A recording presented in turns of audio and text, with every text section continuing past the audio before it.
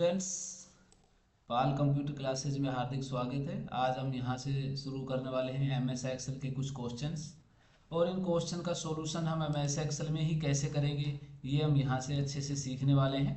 तो सबसे पहले देखो, पहला क्वेश्चन दिया है एमएस एक्सेल 2016, उसके बाद के जो संस्करण है उनमें उपयोग किए जाने वाला डिफ़ॉल्ट फाइल एक्सटेंशन क्या है। तो देखो, सबसे पहले हम ये फाइल एक्सटेंशंस के बारे में यहाँ पे समझेंगे। फाइल एक्सटेंशन क्या होता है, हम एम एस एक्सेल में जाते हैं देखिए, और एम एस एक्सेल में हम फाइल में जाएंगे और यहाँ पे हम आ जाते हैं सेव में। हम सेव और सेव एज जैसे करते हैं किसी भी जो हमारी वर्कबुक एम एस एक्सेल में, आपको पता है कि हम वर्कबुक बनाते हैं और उसको हम यहाँ से सेव एज करते हैं और अपने कंप्यूटर में किसी भी लोकेशन पे उसको हम सेव कर सकते हैं। इसके बाद में यहाँ से आप देखेंगे, यहाँ नीचे आपको ऑप्शन मिलता है, आपने यहाँ पे फाइल का नाम अपना लिख दिया भाई, आपने किससे संबंधित वर्कबुक बनाया है। और सेव एज टाइप में आपको देखो यहाँ पे मिल जाते हैं ये सेव एज टाइप है। सब ये सेव एज टाइप है, एक्सेल वर्कबुक के में सेव करना है, या एक्सेल एनेबल वर्कबुक में सेव करना है, या 97 से 2003 में सेव करना है, किस में हम कौन से फॉर्मेट पीडीएफ में सेव करना है। तो हम किस में सेव करना चाहते हैं, ये इनके जो है सेव एज टाइप कहलाते हैं। और इन्हीं में हम यहाँ से जैसे वर्कबुक कर देंगे तो यहीं पे एम एस एक्सेल का हमारा एक एक्सटेंशन आ जाता है। वो एक्सटेंशन के बारे में देखो यहाँ से बताया हुआ है, हम उसी एक्सटेंशन को यहाँ से देखो देख सकते हैं। ये एक्सटेंशन के बारे में है एम एस एक्सेल के। अब देखिए, एम एस एक्सेल के एक्सटेंशंस मैं यहीं पे बता देता हूँ, एक्सेल में थोड़ा सा आपको और ज़्यादा समझ में आ जाएगा। देखिए, इस प्रकार से हम यहाँ से जूम कर लेते हैं। एम एस एक्सेल में एक्सटेंशन पहले जो वर्जन आते थे 2003 तक के वर्जन, उनमें डॉट XLS ये एक्सटेंशन होता था 2003 तक के वर्जन का। उसके बाद में 2007 वर्जन आया, उसमें XLSX यहाँ पे इसका एक्सटेंशन बन गया। 2010 वर्जन आया, उसका भी एक्सटेंशन एक्स यहाँ पे XLSX, ये इसका एक्सटेंशन बन गया।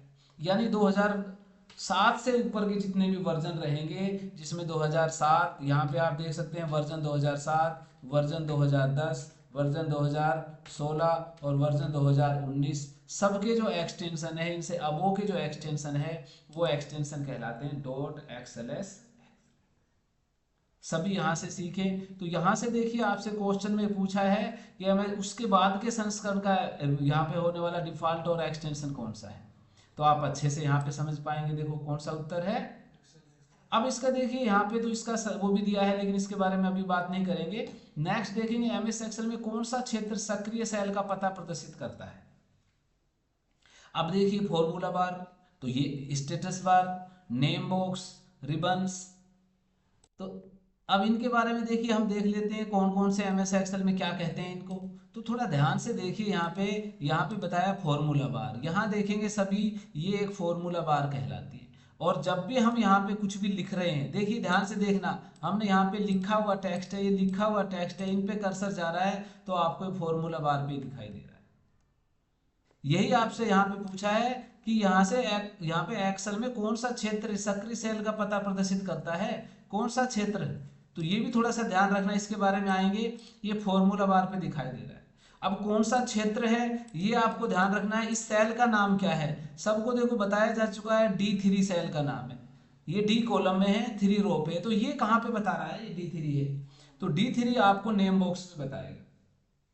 किस में बताएगा, ये नेम बॉक्स। ये नेम बॉक्स है, सभी ध्यान रखें। ये फॉर्मूला बार है, नीचे स्टेटस बार है, इनके बारे में बताया है। ये यहाँ बताया है रिबन कौन सा है, ये एक जो पट्टी बताया है ये कंप्लीट पट्टी रिबन है जिसमें कमांड छपे हुए। इन चारों के बारे में मैंने बताया, यहाँ से रिबन कौन सा है ना। तो इस प्रकार से आप देख सकते हैं। तो यहाँ पे सही आंसर आपका क्या रहेगा,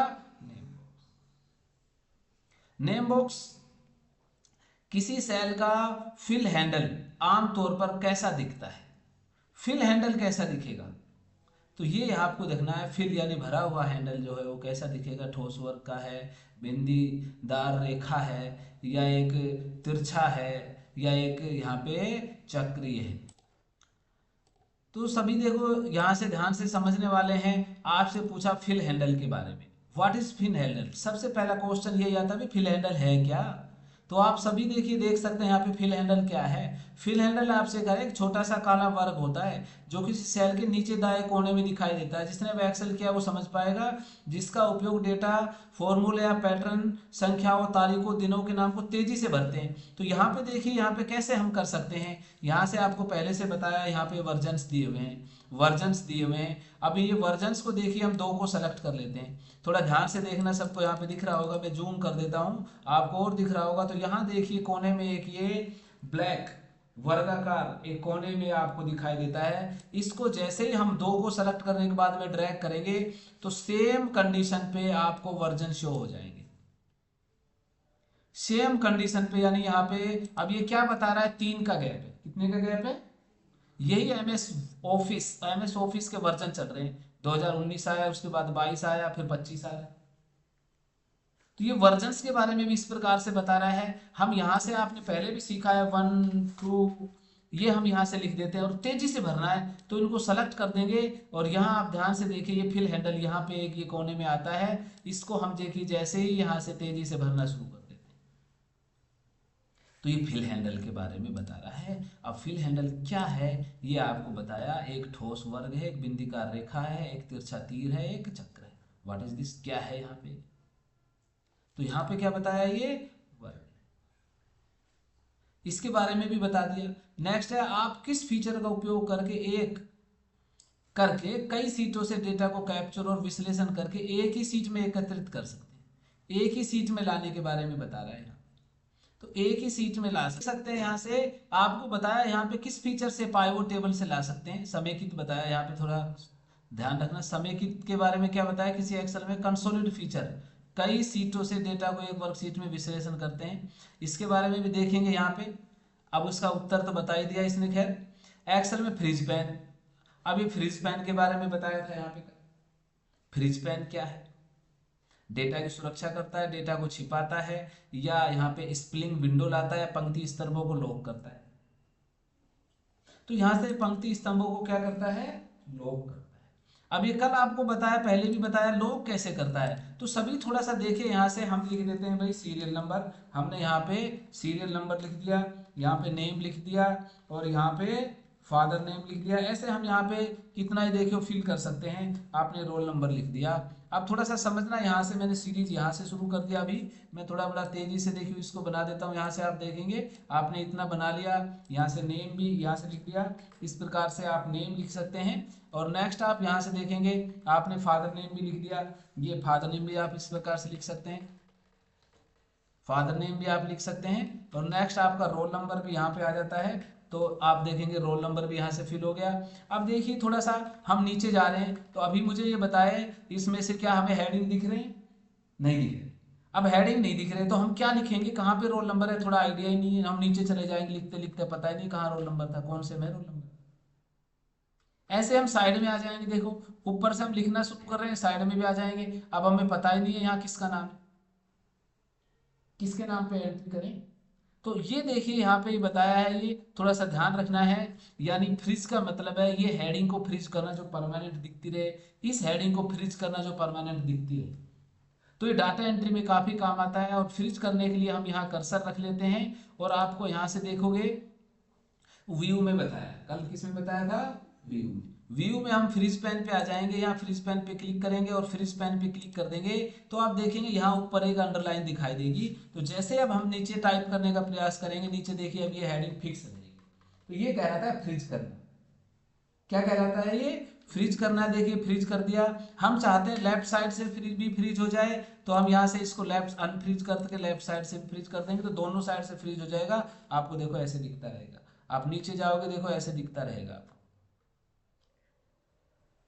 तो ये आप हेडिंग को फ्रीज करते हैं, अच्छे से याद होना चाहिए, बहुत काम आता है, बहुत काम आता है। हेडिंग को कैसे फ्रीज करेंगे मैंने बताया, फ्रीज पैन अनफ्रीज कर देंगे, हट जाएंगे। इस प्रकार से आप देख सकते हैं। दोबारा बता दिया, फ्रीज पैन तो जहां भी हम लगाएंगे वही फ्रीज पैन लग जाएगा। और जहां देखिए ध्यान से देखना, यहाँ लगाया तो यही लग जाएगा। अरे समझ में, फ्रीज पैन क्या काम आएगा ये सबको पता होना चाहिए अच्छे तरीके से। तो फ्रीज पैन के बारे में है। नेक्स्ट क्वेश्चन है, एक्सेल में किसी पूरी वर्कशीट को जल्दी से कैसे सेलेक्ट कर सकते हैं। जल्दी से सेलेक्ट करना है तो कैसे सेलेक्ट कर सकते हैं, इसके बारे में तो बताएं भाई, इसके बारे में क्या है। अब देखो यहाँ पे बताया कोने वाले बटन पे, अब यहाँ पे बताया कोने वाले बटन पर क्लिक करके, किसी टैब पर डबल क्लिक करके, टैब पर भी डबल क्लिक करके बताया, किसी टैब पर दाएं क्लिक करके शॉर्टकट का उपयोग करके। तो यहाँ से ये देखिए, तो यहाँ से हम कर सकते हैं, आपको बताया। अब देखिए हम यहाँ पे अपनी वर्कबुक में आ जाएंगे, वर्कशीट पे आ जाएंगे, और इस वर्कशीट पे सभी यहाँ देखिए, ये कोने में हम यहाँ क्लिक करके सबको सेलेक्ट कर लेंगे। आपको बताया इस कोने पे यहाँ क्लिक करके सबको सेलेक्ट कर सकते हैं। ये बताया कंप्लीट वर्कशीट को सेलेक्ट करना है तो हम यहाँ से सेलेक्ट कर सकते हैं। दूसरा शॉर्टकट कंट्रोल ए, देखिए पूरा सेलेक्ट नहीं हुआ, आपने बताया शॉर्टकट, तो मैंने क्या बताया शॉर्टकट, शॉर्टकट से देखिए शॉर्टकट है CTRL कंट्रोल प्लस ए। अब कंट्रोल प्लस ए मैंने यहाँ दबाया तो सारा सेलेक्ट तो नहीं हुआ, तो सही आंसर क्या रहा, हम कोने में यहाँ पे क्लिक करके भी कर सकते हैं तो सारा सेलेक्ट हो जाता है यहाँ से। एक्सेल में नई वर्कशीट डालने के लिए किस कुंजी संयोजन का हम उपयोग करते हैं, तो देखिए एक्सेल में नई वर्कशीट कैसे डालते हैं सभी यहाँ से देखेंगे।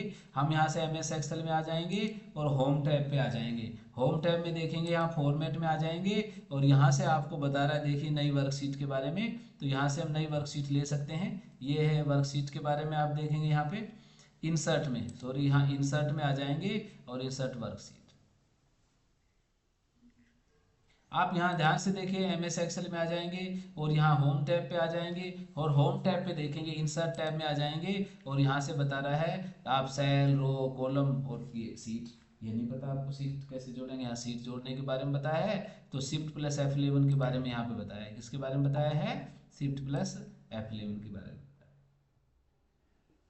नेक्स्ट आप देखेंगे यहाँ से किस कॉलम का आकार उसकी सामग्री के अनुसार समायोजित करने का सबसे तेज तरीका क्या है, देखिए ये भी आपको बताया है यहाँ से। तो सभी यहाँ से देखें, यहाँ पे कॉलम हेडर पर डबल क्लिक करके हम ऐसा कर सकते हैं। अब इसके लिए हम MS एक्सेल में आ जाते हैं। अब देखिए यहाँ से आप कॉलम हेडर पे जाएंगे और यहाँ पे ये निशान आपको दिख जाएगा, इससे आप ऐसे इसको तुरंत कर सकते हैं, ज़्यादा समय भी नहीं लगता।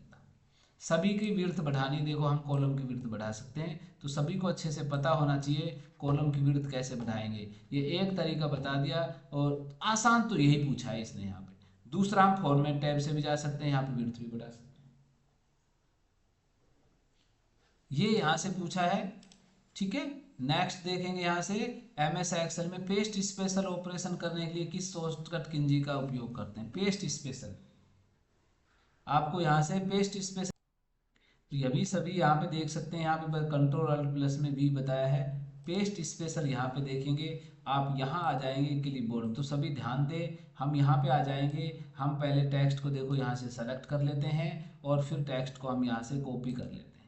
अब ये जैसे ही पेस्ट नहीं करना है, सभी ध्यान से समझे, पेस्ट नहीं करना है, आपसे पूछा पेस्ट स्पेशल, तो अब यहाँ पे नीचे आ जाएंगे, इन ऑप्शंस में आपको मिलेगा फॉर्मूला करना है या टेक्स्ट करना है या फॉर्मूला है, इनमें से या बॉर्डर करना है, यहाँ से पेस्ट वैल्यू करनी है, अदर है, और यहाँ बता रहा है नीचे पेस्ट स्पेशल करना है।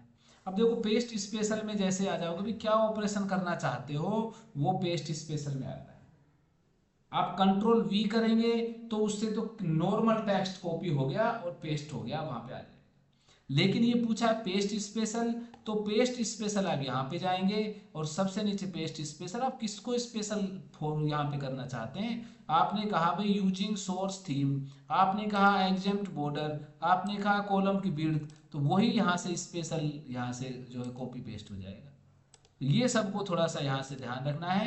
ये पेस्ट स्पेशल हमने यहाँ पे विड्थ को कर दिया, तो वही देखिए यहाँ पे मल्टीप्लाई, गुणा, भाग जो भी है उसी का पेस्ट स्पेशल बना देगा। स्पेशल चीज को हम यहाँ से पेस्ट करते हैं, ये ध्यान रहे, वो क्या कहलाता है, पेस्ट स्पेशल कहलाता है।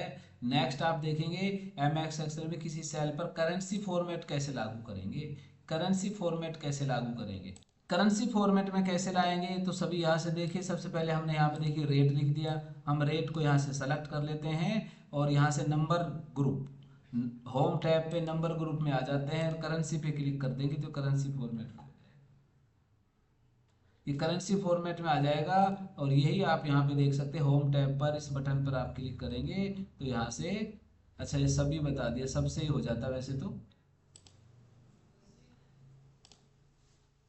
सबसे ही हो जाता है यहाँ पे, क्योंकि ये होम टैब से भी कर सकते हैं, राइट क्लिक फॉर्मेट। ये देखें एक बार तीनों से कैसे करेंगे। हम यहाँ से राइट क्लिक से भी कर सकते हैं, राइट क्लिक करेंगे और यहाँ पे भी आपको मिल जाएगा ऑप्शन, इनमें एनालिसिस में है ना, और फॉर्मेट सेल।